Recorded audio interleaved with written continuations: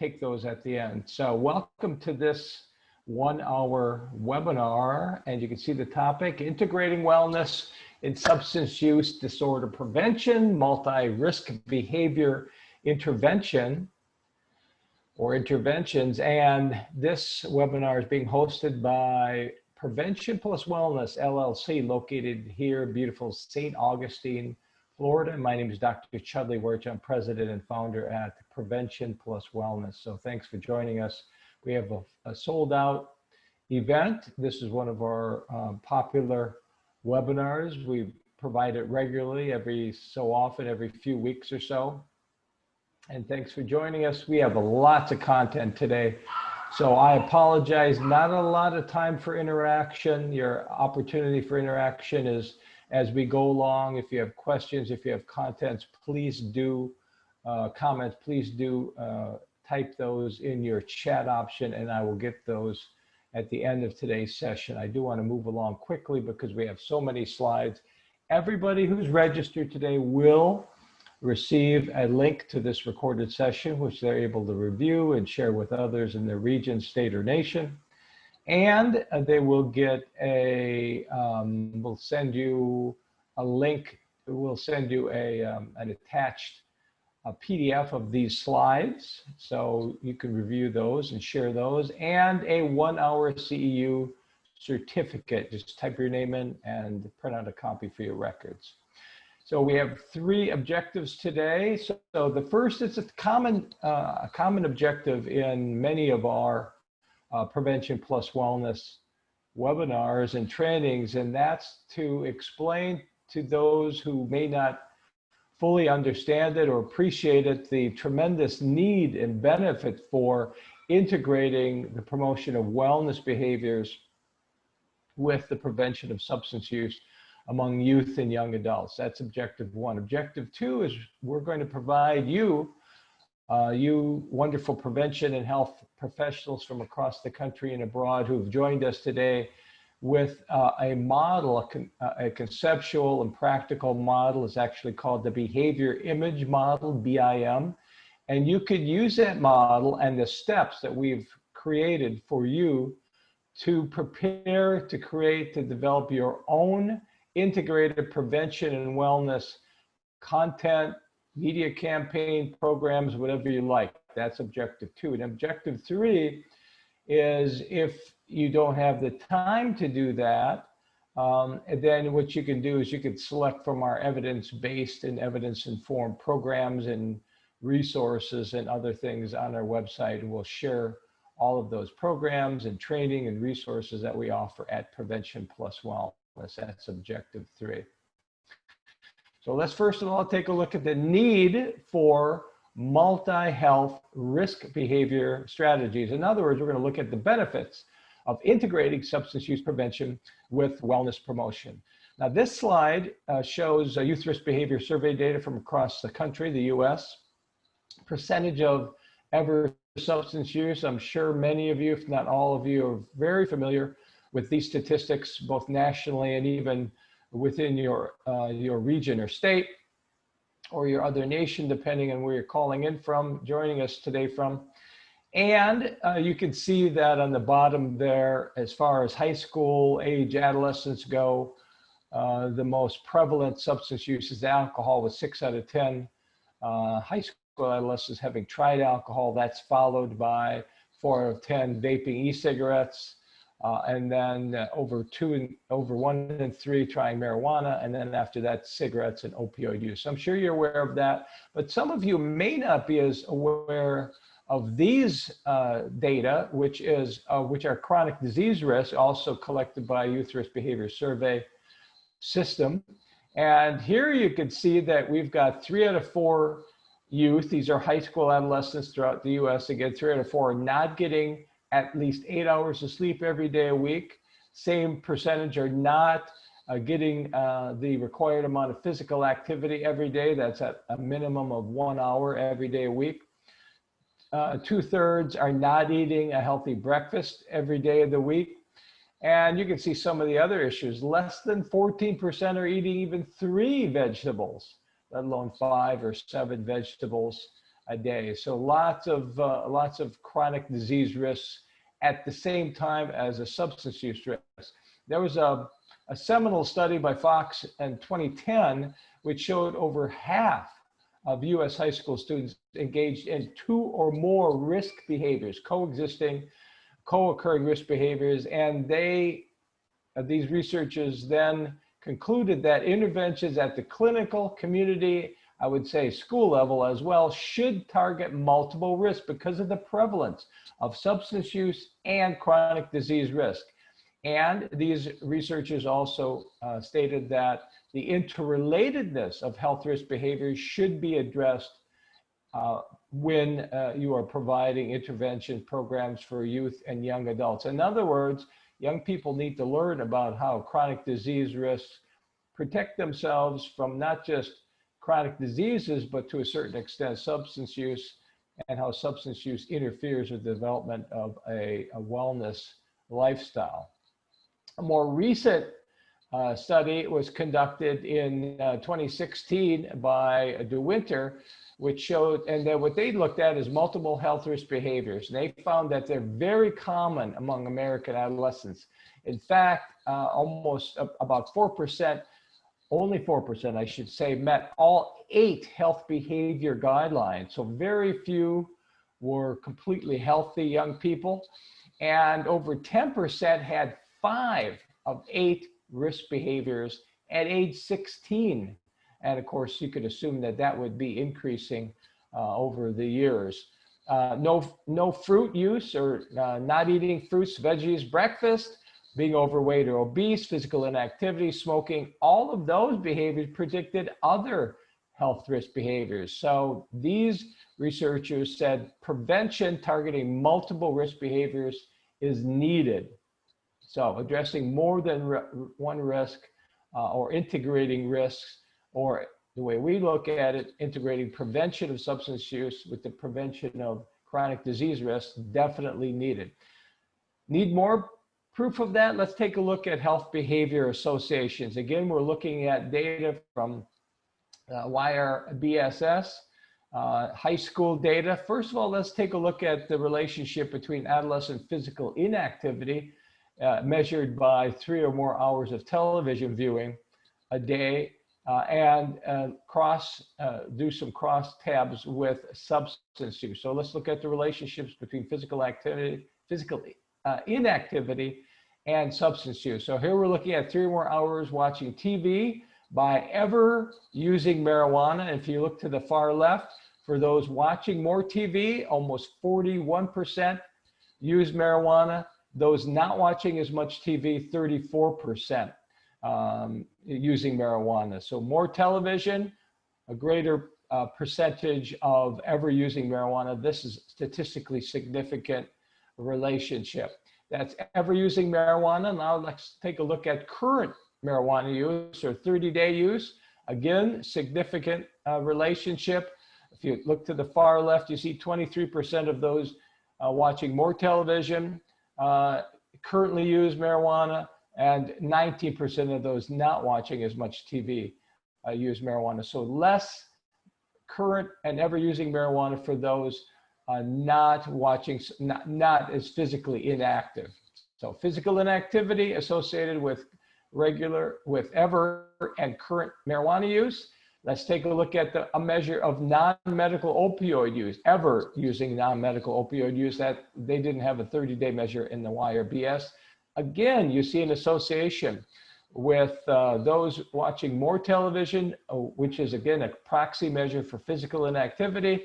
17% of those that are physically inactive or watching more television, 17% have used non-medical opioids, whereas 13% of those who are more physically active or less sedentary. So again, that's statistically significant.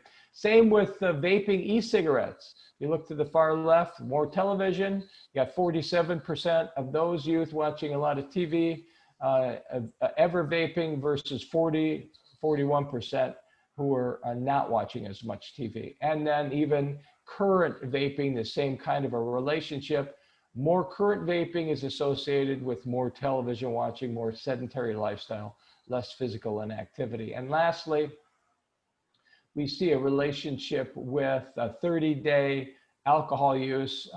Ever use was not significant. And again, with current alcohol use, more current alcohol use among those who are watching more television. So what can we conclude from these relationships? These are data that we analyzed ourselves from across the country.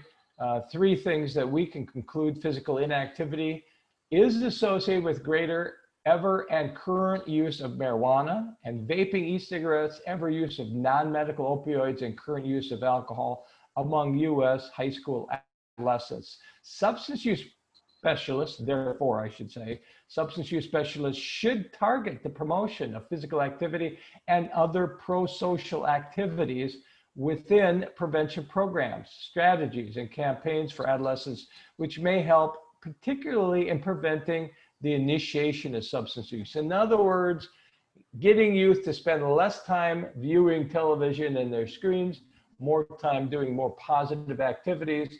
That could include physical activity, certainly, but also other pro-social activities. Could be art, could be music, could be anything.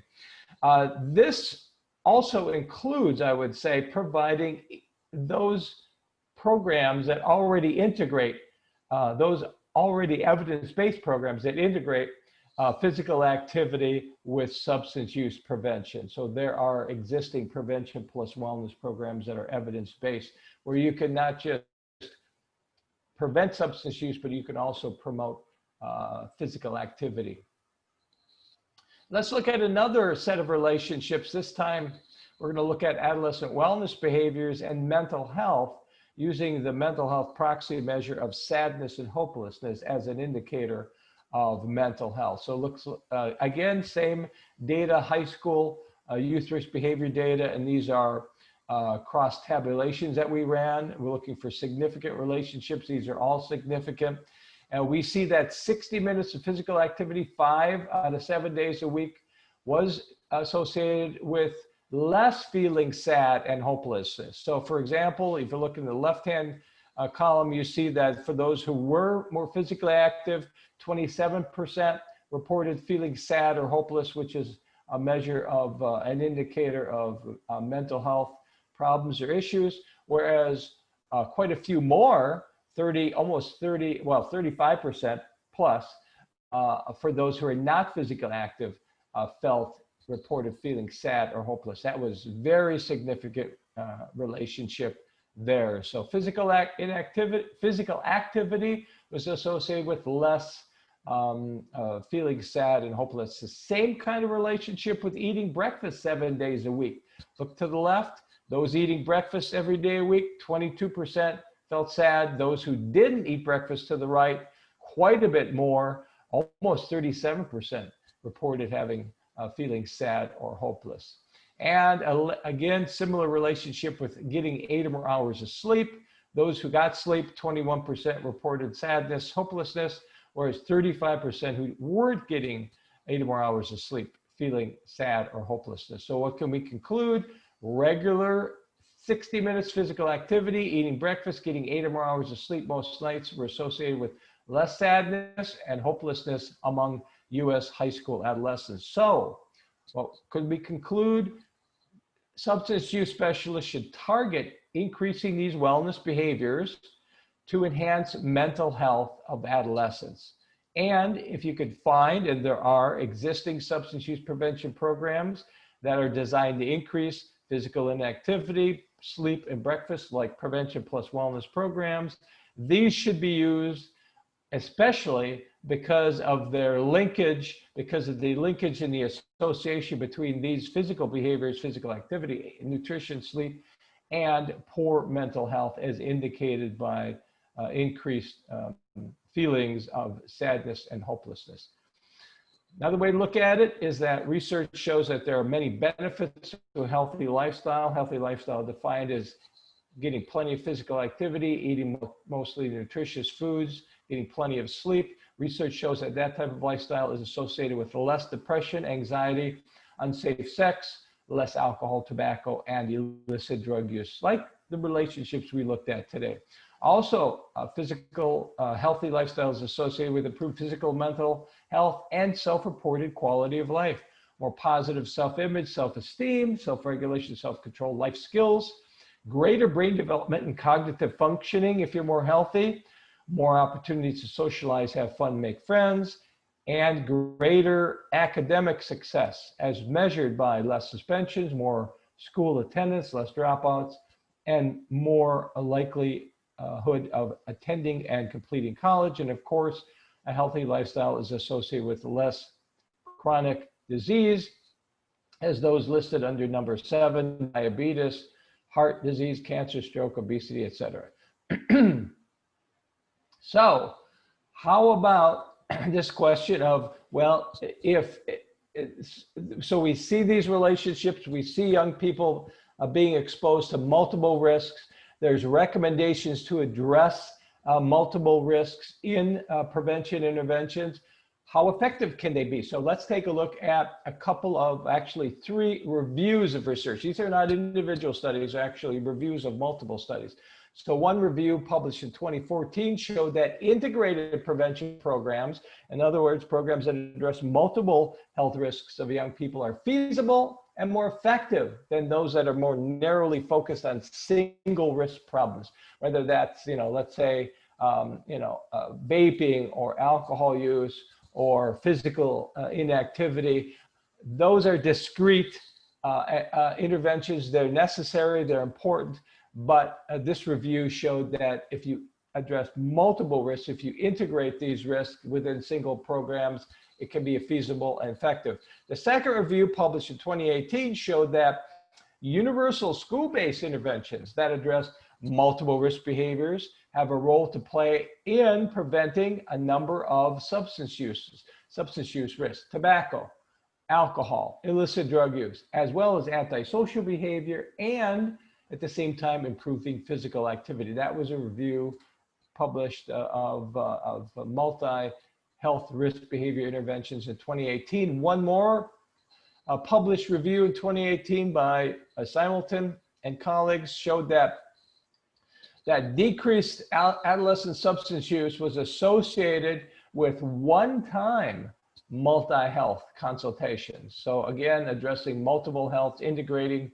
risk within a single session as well as group sessions, and that school-based interventions targeting multiple health behaviors can be effective and efficient way to decrease youth substance use. So some support certainly within reviews of multiple studies showing the efficacy of multi-risk behavior interventions. Now that we know that, we now know that young people experience multiple health risks, not just substance use, but chronic diseases. They co-occur. We know that interventions, single interventions that address multiple risks at the same time can be efficient, effective, and feasible. Now, let's look at a model that you can use so that you can create your own integrated prevention plus wellness content, strategies, programs, media campaigns, whatever you like. So the basis for these programs, at least the basis for programs that we've created, is the behavior image model. That's conceptual framework of the BIM, marketing related theoretical roadmap, and you could use it to connect wellness behaviors or the promotion of wellness behaviors like physical activities, nutrition, sleep, stress control, etc., with the prevention of substance use. Now, there's 2 components to BIM, the behavior image model. The first is the assumption that you can use positive images to increase motivation for change. The second assumption is that you can use multiple behavior goal setting to increase self-regulation within young people and among young people. So let's take a look at the BIM model a little bit more specifically. Let's break it down into those 2 components. First of all, positive images. Why positive images and behaviors? What's the effectiveness? Is there support for the using positive images and behaviors versus negative images or not images at all? Well, image, first of all, overall image, a focus on image in prevention messages are supported at 3 levels: conceptually or theoretically, in research, and in practice. First of all, number 1, let's take a look at conceptually. There is a conceptual support in multiple health risk behaviors for using images, focusing on images in framing prevention messages. So just taking one theory, possible selves theory, emphasizes the importance of focusing on desired future images, whether those future images and also feared self images, but particularly those positive images. But we've got other behavioral theories supporting images as well. Modeling is supported in Bandura's social influences model, etc. Secondly, research in a bunch of different areas support the use of images, particularly positive images. So if you don't believe me, take a look at and review research in the areas of self-concept, prototype image, possible selves, and positive identity. All these areas show a linkage between images, particularly positive images that young people have of themselves in the future, of their peers, and using those, and those influencing their decision making, particularly related to health decisions. And thirdly, we know that there have been decades of practical experience in marketing and advertising in some of the world's largest companies that continue today to use and to focus on positive and appealing images to sell products, everything from alcohol and tobacco to cars and clothing. And you can see to the right there in this slide that, you know, there's a positive images of young people, happy, healthy, smiling, getting together. Are we blank yet? You know, are we happy yet? Are we having fun yet? You know, that kind of thing. But again, look at the images. They're appealing, they're positive, very, very effective in driving and motivating and influencing decision-making, including purchasing. And so same thing here, we're using these images not to develop purchasing behaviors, but to influence lifestyle decisions or decisions among young people. Are these images that they see of themselves in the future and of their friends, are they values? And if so, then they could act on those values and improve their lifestyle. Lastly, a focus on positive wellness habits. In our experience, implementing prevention plus wellness programs going on 11 years are more acceptable and interesting to youth, to families, and to organizations. Now, particularly when you get to older adolescents and the young adults, they love the focus on positive images and in improving themselves, like physical activity, nutrition, sleep, stress control, very relevant, very salient to them.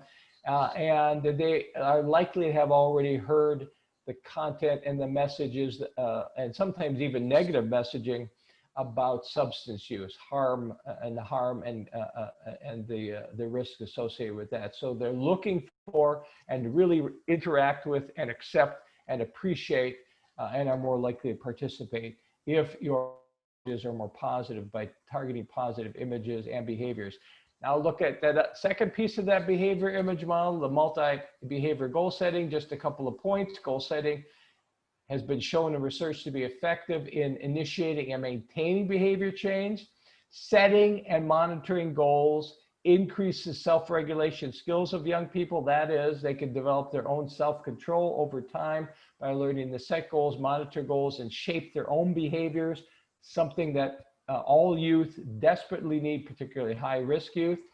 Goals are set to achieve desired future images as values. That's what I already mentioned. So if you could identify the images of themselves that they like, that they appreciate, those are values, and you could use and they could act on those values by setting goals to improve their lifestyle, whether that's avoiding certain substances or engaging in protective wellness behaviors.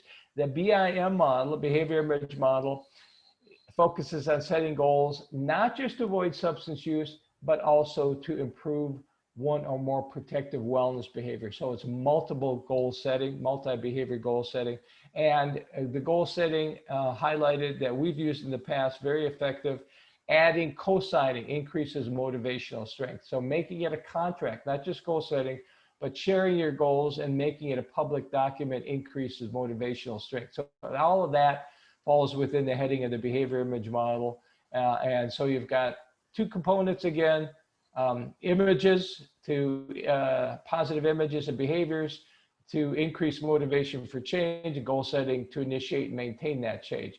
Now, there's 6 steps for creating your own messaging, for creating your own positive, integrated prevention plus wellness messages. Here's there. I'm going to go through each one with you. I'll send you these slides so you can actually take a look at them more carefully and closely and actually create your own, frame your own prevention, integrated prevention messages, programs, strategies, media campaign, whatever you want.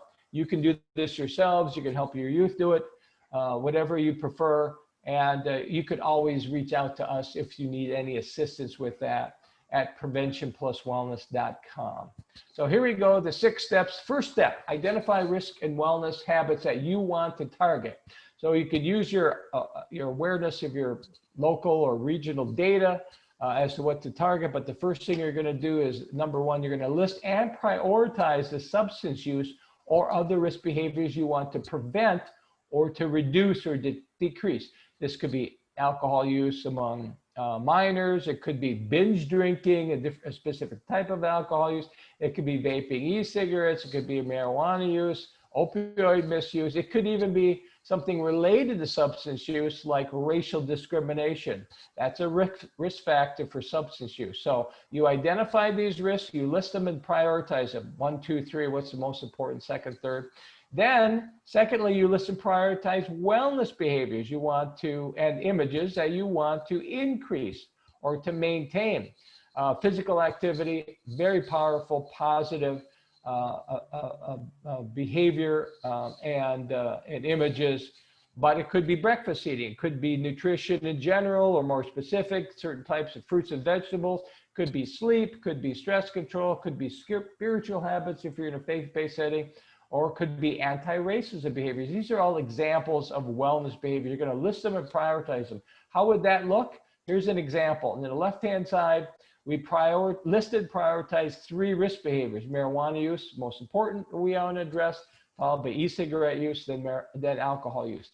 On the right-hand column, we've listed wellness behaviors we want to list, address, and prioritize. First one, and most importantly, daily physical activity, followed by eating a healthy breakfast every morning, followed by 8 or more hours of sleep. So that's what you can do. You start out by listing these, prioritizing your risk behaviors. And notice we're going to give you an example today of the first risk behavior, marijuana, and the first wellness behavior, daily physical activity.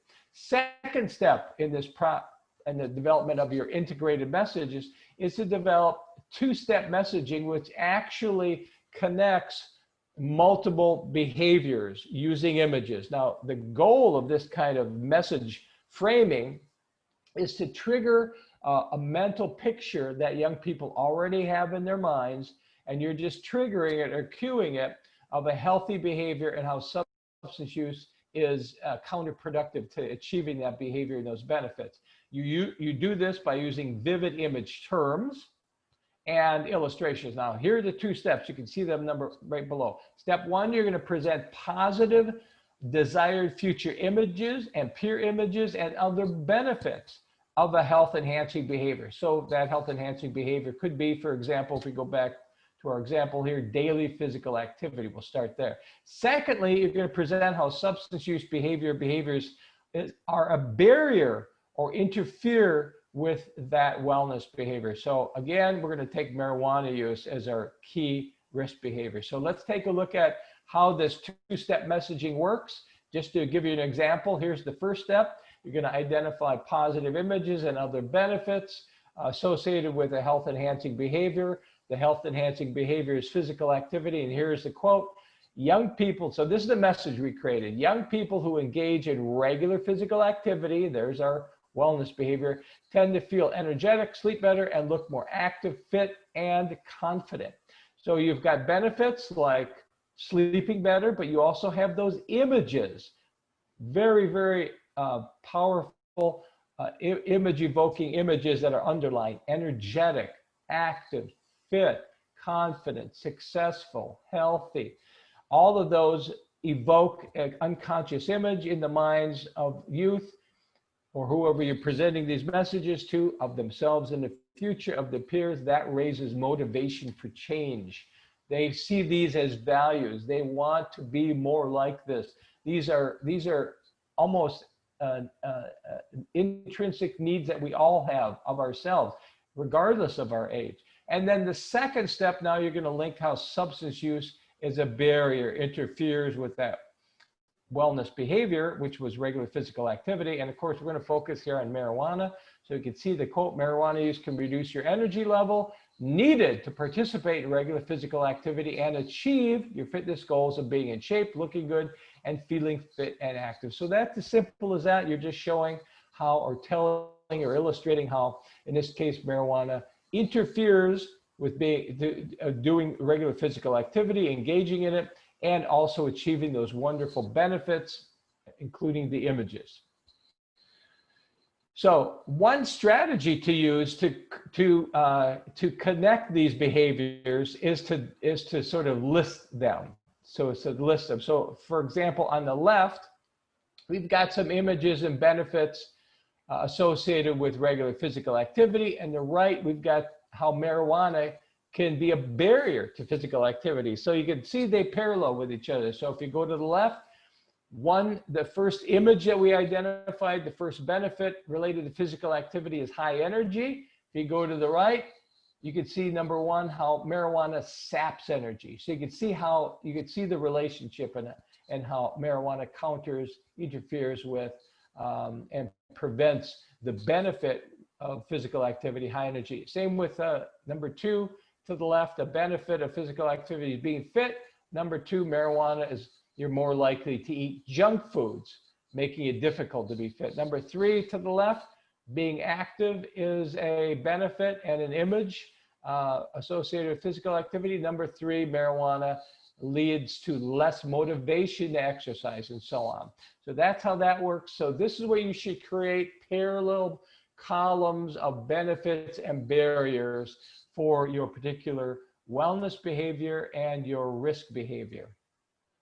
Step number three. So now we've created our combined substance use prevention wellness behavior messages. Now, step three is to add additional risk messages, because we know through research that there are other risks associated with substance use and other risk behaviors. We should address other risk messages. So general specific risk messages. So, and these are the things that you would see in most prevention programs. So for example, you can see the list here. We've already addressed the first one. Substance use is a barrier to each of the targeted health behaviors. But some of the other messages, substance use harms your fitness and health. And remember, these are going to be specific to the risk behavior you identify, whether it's marijuana, binge drinking, whatever the case may be. Causes life problems, myths associated with this risk behavior or substance use. Myths are really important for some evolving substance use like e-cigarettes and marijuana in particular. Most youth do not use this substance, which is a critical social norm message, healthy alternatives, etc. So these are some great additional messaging topics to broaden your messages beyond just linking substance use prevention, how substance use interferes with each of the wellness behaviors. Then there's one example of a myth. So we're showing a myth associated with marijuana. This is a very common myth that marijuana is harmless. And of course, we want to address that myth and correct that myth, which is very important for young people to understand.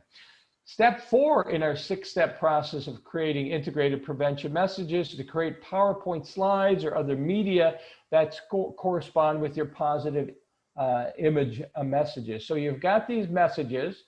You've got messages that integrate the promotion of wellness behaviors and how substance use interferes, on other risk behavior messages. Now you want to link some positive images to those. So you can see here, for example, you got the content, active life, which is a very positive image, and alcohol don't mix. In fact, alcohol and drugs hurt relationships, how you do in sports, how you feel about yourself, energy level. But you've got this beautiful image of a young person kicking a soccer ball, beautiful background, highly active.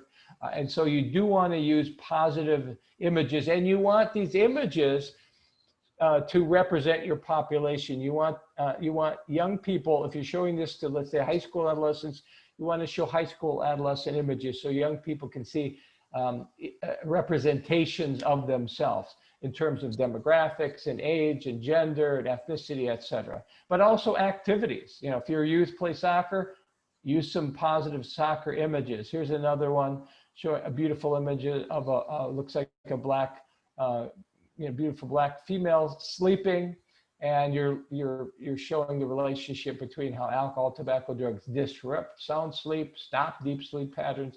So you got that image there, which again, largely positive. No or very few negative illustrations. So you've got your illustrations now for your messaging. Step 5 is develop goal setting. Goal setting and pledges, that's part of the behavior image model. We know it's essential to initiating and maintaining behavior change and to increasing self-regulation skills. Here are some components to the goal setting contracts that we provide at Prevention Plus Wellness, which I think are very important. Number 1, you recommend wellness, recommend how to achieve wellness. That includes avoiding substance use, like avoiding certainly marijuana or alcohol, whatever, and increasing the healthy behaviors that you've targeted: regular physical activity, nutrition, sleep, stress control, etc. Secondly, you want your youth to pledge to avoid alcohol and drug use or whatever your risky behavior is. Thirdly, you want them to select one or more wellness behaviors to increase. Fourth, stating a measurable, achievable, concrete goal, very important to tracking the behavior process day by day. 5, as I mentioned already, excuse me, obtaining a co-signature, very important to increasing motivation for change. And lastly, congratulating youth for taking the process seriously, for going through the process of setting goals, identifying who's going to co-sign it, making pledges to avoid substance use and to increase their wellness behaviors, and then some directions as to how they can monitor their behaviors and achieve success every day in the next several days and in the future. So those are some of the components to setting goals. Lastly, this is the 6th step, the 6-step process for creating your own integrated prevention and wellness goal messaging. And that is to create questions for screening surveys, for media campaigns, to address the targeted behaviors. Why screening surveys? Because when you ask youth or anyone about their health habits, that increases their awareness. That's really important. So again, bringing it back to their own behaviors. These are some sample screening questions that we've used.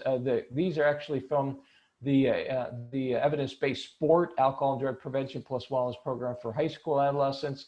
So we have a measure of sports and physical activities in the last year, where we just have a long list of physical activities and open-ended, even so that youth could add to that. A measure of regular 30 minutes physical activity where they answer yes or no. Eating a healthy breakfast each morning, yes or no. Usually getting 8 or more hours of sleep each night, yes or no. Notice very quick, only takes a few minutes to increase youth awareness by asking them questions. Could be verbally, it could be on, as we use usually, a screening survey. And lastly, greatest number of alcohol drinks in the past 30 days. Notice you're asking questions about risk behaviors like substance use, like alcohol in this case, but also wellness behaviors as well. So it's a broad screening survey, but it can only take a few minutes because most of the items are just yes, no response. And there aren't that many. In this case, there's only 5. So those are the 6 steps. Again, here you can see them. You start by identifying risk and wellness behaviors to target. Number 2, you develop your 2-step messaging, which links your promotion of your wellness behavior with the avoidance of and how substance use interferes with that. Step 3, creating additional risk behavior messages. Step 4, creating slides or other media to present your messaging, including illustrations. That's step 4. Step 5, developing goal setting or pledges to initiate, maintain behavior change. Step 6, asking some questions for the screening survey. And all of it together is a full package for your program, your messaging. So let me just lay it out for you one other way. So this is a behavior image model, a BIM based PPW program and campaign components. These are the 6 components we recommend. This is a very important slide. So for example, and it's almost in reverse order because we're taking number 6, which we said was step 6, creating your questions. But what you can do is you can use quizzes, you can use questions. That increases reflection and also awareness of personal health behaviors. Really important to start with that. That's the first step, really.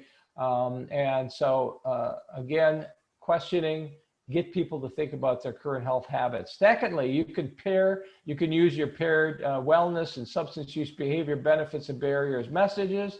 You can also, number 3, use positive images and terms to increase, to elicit, cue, a trigger, if you will, future images of themselves. Number 4, you could use additional substance use messages targeting other risk behaviors, social norms, myths, perceived harmfulness. Number 5, you can use goal setting and contracts or pledges to initiate change.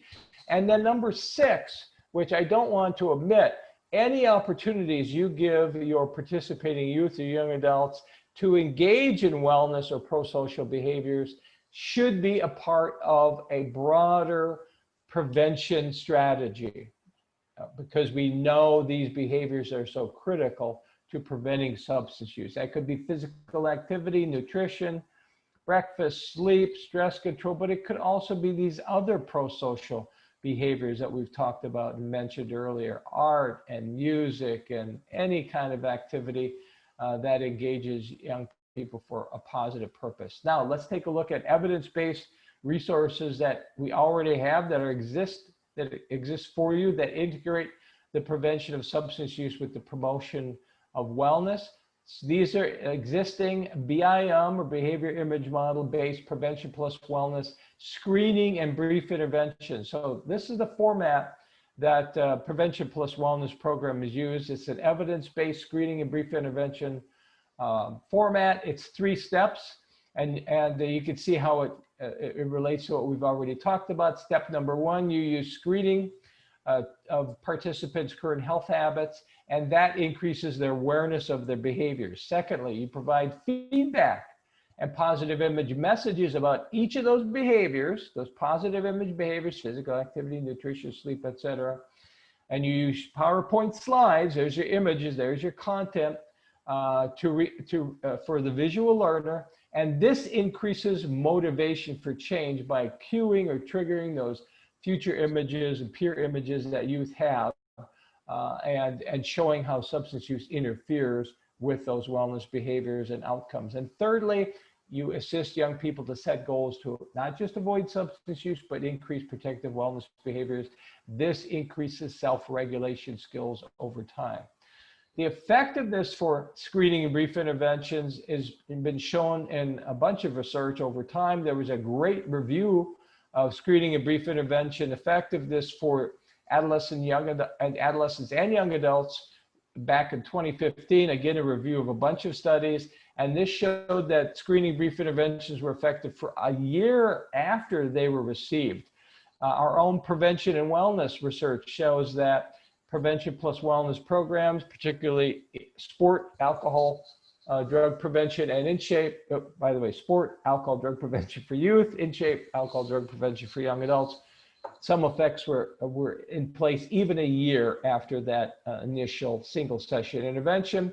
And there was a great article by Ken Winters back in 2016 where he recommended brief interventions because they hold promise to expand services to a wide range of youth in diverse settings that you wouldn't be able to reach. In other words, you can have a really public health effect because of the brevity and the relative ease of screening and efficacy of screening and brief interventions. Screening and brief interventions, as I mentioned, is considered an evidence-based practice by SAMHSA. That's the Substance Abuse Mental Health Services Administration. In fact, they have their own model for screening and brief intervention, which they call SBIRT, which stands for Screening, Brief Intervention, and Referral to Treatment. CDC, or Centers for Disease Control and Prevention, also supports alcohol screening and brief interventions in primary care. World Health Organization supports alcohol screening and brief intervention, as does NIAAA, the National Institute of Alcohol Abuse and Alcoholism. They support alcohol screening and brief intervention for youth. The American Academy of Pediatrics supports SBIRT, that model, screening, brief intervention, referral to treatment for youth. And NIDA, National Institute on Drug Abuse, supports adolescent substance use screening for screening and brief intervention. Let's take a look very quickly, and you can learn more on our website, by the way. It's at preventionpluswellness.com. This is our evidence-based single session screening and brief intervention sport, which is alcohol drug prevention program for youth, high school, middle school, elementary school based. It's been researched. It's evidence-based program as well as evidence-based screening, brief intervention, proven to prevent alcohol, tobacco, cannabis. It promotes physical activity, and that's among general youth for universal prevention intervention, as well as some high-risk youth, substance using youth, targets alcohol, but also the promotion of physical activity, healthy eating, sleep, and to a certain extent, stress control. It can be implemented in, I'd say, anywhere from 40 to 50 minutes, and you can expand it. You can expand it beyond a single session if you want to as well, and there's resources that come with that. It's implemented with slides, PowerPoint slides. It's scripted, so you can implement it to one youth or to a group of youth. We also have protocols now to provide it online easily. It includes optional parent materials, a letter to parents, 4 weekly flyers, which is a separate intervention included with it. And it comes with a digital download of all reproducible materials, making it a single purchase, and then you can make copies and implement it to countless young people. That's the sport program, high school, middle school, elementary school version. This is the parallel InShape PPW program for young adults. It's being implemented with young adults in college settings, in communities, even in the US military. And that's the InShape program. Again, single session screening, brief intervention, addresses alcohol use, tobacco use, but also physical activity, healthy nutrition, sleep, stress control, and it's been found to be effective in preventing use and heavy use of alcohol and cannabis while increasing a number of healthy behaviors and health-related quality of life. Then we have these, what we would call evidence-informed programs. They're spin-offs or adaptations of our Sport and InShape. You can see them in the left-hand column. Vaping Prevention Plus Wellness Program, that addresses e-cigarettes, marijuana PPW, opioid PPW. Sport 2 is our only multi-session program. It's 6 sessions. In God's Image is a faith-based intervention addressing physical wellness behaviors, but also avoidance of alcohol and the promotion of spiritual practices. And Racial Justice PPW, our latest program, which really focuses on substance use indirectly by promoting anti-racism, positive anti-racism behaviors, and avoidance of racial discrimination among young people. So those are our programs. They are all based on the evidence-based screening, brief intervention practice, and they're single session except for Sport 2. And same process, they come with slides. You have scripts to implement them either individually or in a group, digital downloads, very, very practical programs and online protocols to provide them. During the pandemic, you can provide these easily online. Sport and InShape are listed on a number of evidence-based registries. And we have a bunch of training at Prevention Plus Wellness because training is so essential to understanding the unique screening and brief intervention model. We have free webinars, and all you have to do is go to our website, preventionpluswellness.com, drop in your email, and you'll be on the email list for our weekly email blast of our weekly webinars and other resources. Or just go explore our website, preventionpluswellness.com. We get a 2-hour online program implementer training for all of our programs, a 2-hour online train the trainer if you're interested in training other implementers, other professionals. We have a 1-hour youth leadership training to train youth to implement our programs to their peers. And we also provide in-person training. During the pandemic, that really ends up being, at this point, those people we've trained as trainers that might provide some actual in-person training to those that they know in their organization or their region. And then once the pandemic, we get that under control, then we'll be back out there doing more in-person training. At this point, most of our training is either online or it's through the train-the-trainers, those we've trained in various regions. So let me conclude 3 really important points. Step number 1, most US adolescents, and I would say young adults as well, experience multiple co-occurring health risks for substance use, but also chronic disease, and this influences their physical and their mental health. Secondly, the behavior image model, BIM model, is a roadmap that you can use, or you and your team, or you and your youth can use to create cost-effective content and brief programs or media campaigns that integrate substance use prevention and other risk behavior prevention with the promotion of wellness lifestyles and habits. Thirdly, we already have practical evidence-based prevention plus wellness programs that are available for youth and young adults, as well as evidence-informed programs that address emerging substance use risks like opioids and e-cigarettes, vaping, e-cigarettes, marijuana, etc., and even anti-racism in our existing programs. So you can learn more at, there it is, preventionpluswellness.com. That's our website. If you drop in your email, you can get notifications of free webinars and web-based resources. In fact, Thursday this week, we're having another webinar, free webinar on prevention plus wellness resources. So we're going to walk you through all of our resources, some free, some have a cost associated with them. Excuse me. I don't know where that came from. I apologize for that. And so just go to our website and put in your email so that, but again, I was saying we have a free webinar Thursday, same time. And it's on prevention plus wellness resources. So do sign up for that by going to our website or emailing me at info at preventionpluswellness.com, or go to our website, preventionpluswellness.com. And in the right-hand corner, you can see that little message us. You can just click on that and drop us a message. Say, hey, send us the link to the webinar on PPW resources on Thursday, or let us see samples of whatever program you want to take a look at, or whatever you need. Okay, that's it. Thank you so much for listening. Now, let's see if there are any questions or comments anybody had while we were going along. I'm going to open up the chat box here and take a peek and see if anybody had any questions. I'm going to enlarge that. And so, good morning, good morning, good morning. Bless you too. Thank you for sending webinars. I don't see any questions at this point. We've got a couple of minutes. So this is your opportunity to interact. Do you have questions? Do you have comments?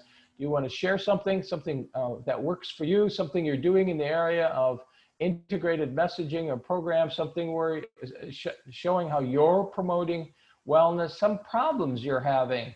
We're all having problems, of course, now because of the pandemic. We're all sort of, having to be as flexible as possible.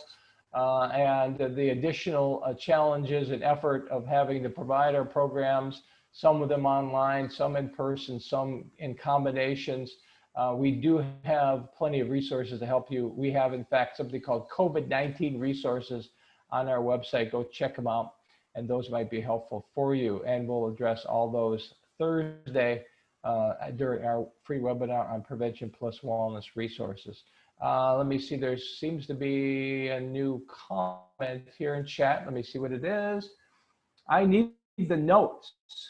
Okay, well, what we're going to be doing, and I think to help you, Julia, is that we'll be sending you a PDF of these slides. So you'll be able to have those. We'll send you a link to the recorded session as well. You'll have those, and you could review those and you can share those with others.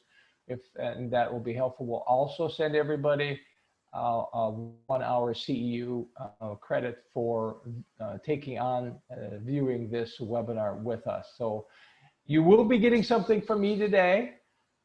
They include attachments, the certificate, the slides. So for that reason, it's not uncommon that my email to you will be sent to your spam folder.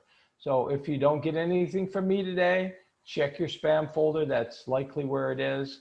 If you've registered for this session, you will get an email from me. Okay? So you don't need to email me. Hey, can you please send me something? Because I will be sending you something. Trust me. It's coming, and I'll get it out as soon as I can later today.